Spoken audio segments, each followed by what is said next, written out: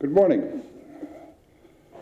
I'd like to begin this morning by sending out a thank you to all of you who responded and sent your love and care and best wishes via email, cards, and a few phone calls. Thank you very much. It's very warming, I think is the right word, to know that so many people care about you. It's really something. So thank you very much. I'm good, I think. All things considered, I'm great. But there is quite a bit to consider, you know. But today, I think I'd like to tell you a story. And I've thought a lot about stories. I've told a lot of stories, most of which could absolutely be true. But today's story is true. And I've thought a lot about stories, and it seems like the stories that we appreciate the most are those stories that have their root in crisis or tragedy or suffering. And I've thought about that, and I think the reason why those stories are so muchly appreciated is the fact that every single one of us has dealt with crisis and tragedy and suffering in our lives. So we can kind of become part of that story. We all love the fairy tales and the lifestyles of the rich and famous, and I know I used to watch those cooking shows and say, oh, I could do that, and all those ingredients and spices and works of art, and we get right down to it, that ain't not going to happen. It's not real. But those stories that are based on crisis and tragedy and suffering and pain, we all know what that's like. So today, my story is based on those things. I'm going to talk about heart attacks, mine mostly. I was talking with Kelly one day this week. My heart attack history began about, I guess, 19 years ago, something like that. And this is kind of odd, but I'm going to tell you anyway. I was moving a couple of heavy presses down in Berkeley on a Monday, and they were really heavy, and I didn't have any helpers. And I overexerted as I moved the first one up by the door, and I had, no one knows if it's a heart attack or just severe angina, because they didn't take a blood test, they didn't know what the enzyme levels were, but it was awesome. So I sat and relaxed. After about 45 minutes or an hour, it subsided and the pain went away. Then I moved the other press up to the door, same thing happened. Whoa, I was supposed to be done by noon, and I got done actually about 5:30. And coming home, I thought to myself, well, I guess you've reached a point in time in your life when you're going to have to break down and put some younger guys on the job. Get some young dudes to help you out. So I didn't say anything to my wife. I just thought, well, you're just going to have to start taking it easy, old man. That was on Monday. On Wednesday evening, you probably don't need to know the details, but on Wednesday evening, I was making love with my wife, and it happened again. I rolled over, rolled clear off the bed, and laid on the floor in a fetal position. She wanted to call 911, and I said, no, don't. And all the time I'm thinking, whoa, I don't especially want to get some younger guys to help me with this particular job. So she said, I'm going to call 911. I said, no, it'll go away. It did the other day. She said, what? I said, well, this happened a couple times on Monday when I was moving those presses down in Berkeley. Then she got angry. She didn't call 911. The pain, the angina did subside, but she stayed angry, and I had to promise to go to the doctor first thing in the morning. So the next morning, which was Thursday morning, I went over to my primary care physician. It was right in behind the hospital in Sebastopol. They did an EKG, and he sent me immediately across the street to that medical building where you park underneath to see a cardiologist. And he did hook me all up and made me take a stress test. And oh my, he said he called the hospital, and the next availability for the OR where they did this heart catheterization procedure would not be available till 7 o'clock in the morning. I said, I'll meet you there. He said, okay. So that afternoon I called Carol Kelly, and I said, she had been the board moderator before I was, and this coming Sunday there was going to be a board meeting. So I asked Kelly if she'd chair that meeting, because chances were pretty good I wasn't going to make the meeting. And so I went in for the procedure Friday morning, and they put in a couple of stents and did a Roto-Rooter thing. And Saturday I went home, Saturday afternoon. Well, Sunday morning I got up and I was feeling pretty good. Put on a sport coat and I went to the board meeting. Well, I didn't stay for church after the board meeting. I went home, and in hindsight, I probably should have stayed home. I crashed and burnt for a couple days. It was just a little too much. So over time, that was about 19 years ago, I think, I've had stents put in 3 or 4 more times. I had double bypass surgery about 10 years ago.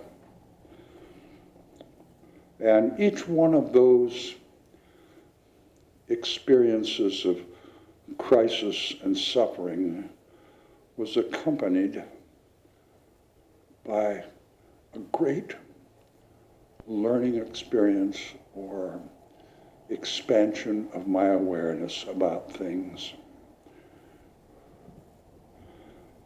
And this time, Thursday morning, I had a severe angina attack, which turned out to be truly a heart attack, about 3 a.m. And I thought, well, it'll subside, and I'll go down to San Francisco and check in, but it didn't subside. So a little after 6, I called my friend Gil. I asked him, Gil Gardner, and asked him if he'd run me over to Memorial, because I really didn't think I was going to make it to San Francisco. So he did. I got there, and the cardiologist immediately rushed me into the OR and did a catheterization and the Roto-Rooter thing, and they put in a couple more stents. So I came home on Friday afternoon, and I felt pretty good. Odd thing, Saturday, all day Saturday, I wept. I cried. I wasn't sad. I think I wept in a state of expanded clarity or awareness or vision. And I apologize for not having a message last week. I talked to Wayne, who was down in Palm Springs at the time, and he thought it best if we just not have a message as well. And I told Wayne, I said, I don't think the world will end if I don't do a message Sunday. However, if it does, I am fully prepared to take full responsibility. So he was okay with that. But what I've learned this week is that this bit of clarity that I had, this awareness,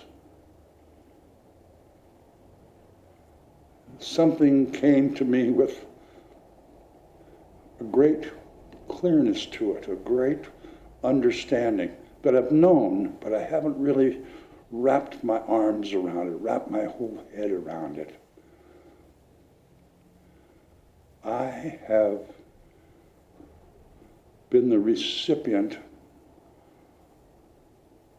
of a great gift.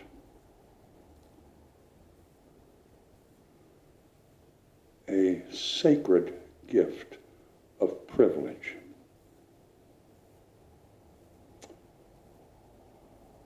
I received an email from Joelle Bodimsky this week, and sending her best wishes on a speedy recovery.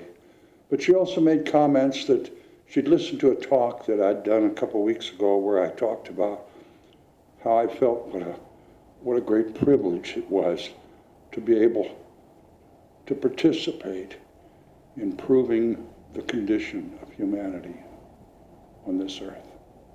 And she said it was so nice to hear that term used in a positive fashion, instead of so much lately we're hearing about white privilege and this, but to actually grasp the marvelous gift that privilege is. It's so positive. It's such a great gift. And for me, that gift is actually double layered, I think. I don't know how else to describe it, but it's kind of a twofold gift. And that gift was actually given to me by all of you.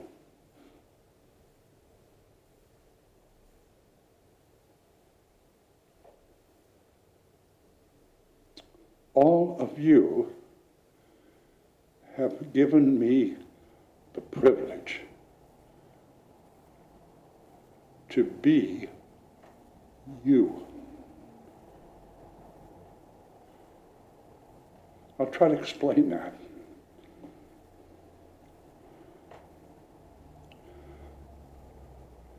It's kind of like what the Buddha said. To really feel peace and joy, we must transcend the confines and the restrictions of our own being and become humanity. Stop being focused on our own pain and suffering and drama, and become one with humanity and be aware of the suffering and the crisis of all of humanity. And my friends, that's what you've given me the privilege to do, is to transcend this feeble body and actually become you. This wonderful vocation that you have honored me with to be your minister, I think it requires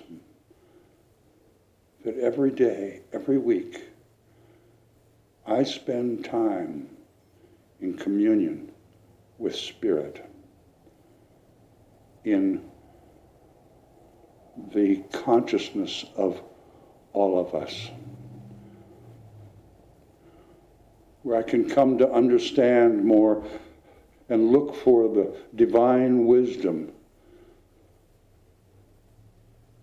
to pass on to each of us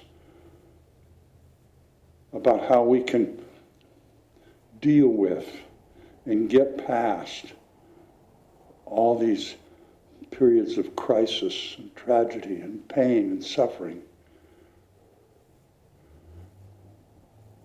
to commune with Spirit in order that I might feel with empathy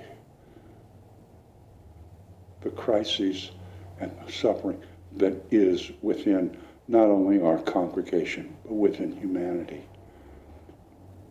And seek the wisdom to deal with that and to understand why that happens and what all of us may learn from that, and how we can work together to improve our situation, how we can work together to find ways that each of us can daily commune with Spirit,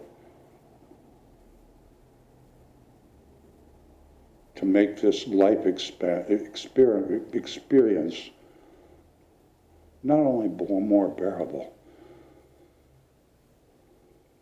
but actually a joyful experience.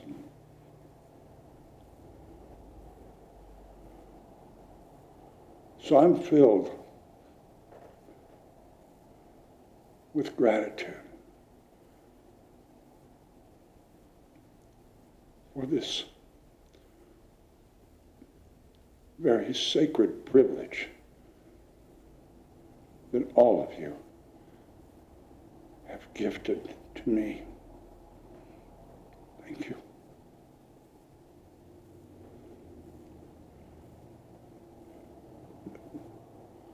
I think most of us remember Paul Harvey and Paul Harvey's stories.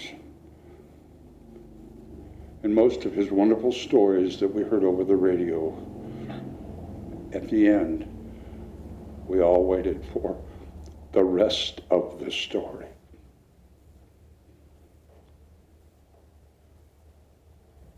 And my story today has a rest of the story as well. Because in my awareness,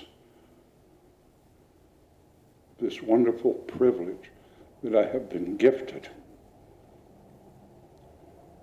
I realize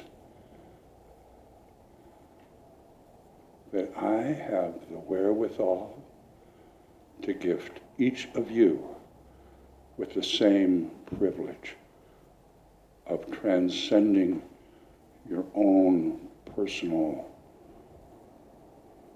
whatever life experience and become one of us. To have that opportunity to sit in oneness with humanity, with all life, and have communion with Spirit. To bask in that love and to tap into that abundance and that infinite empathy and love and understanding and forgiveness that is available to each one of us. So not only have I been gifted with this sacred gift of privilege, you have now been gifted with that privilege as well.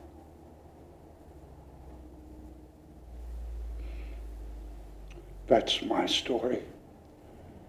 And my friends, that's your story. And so it is.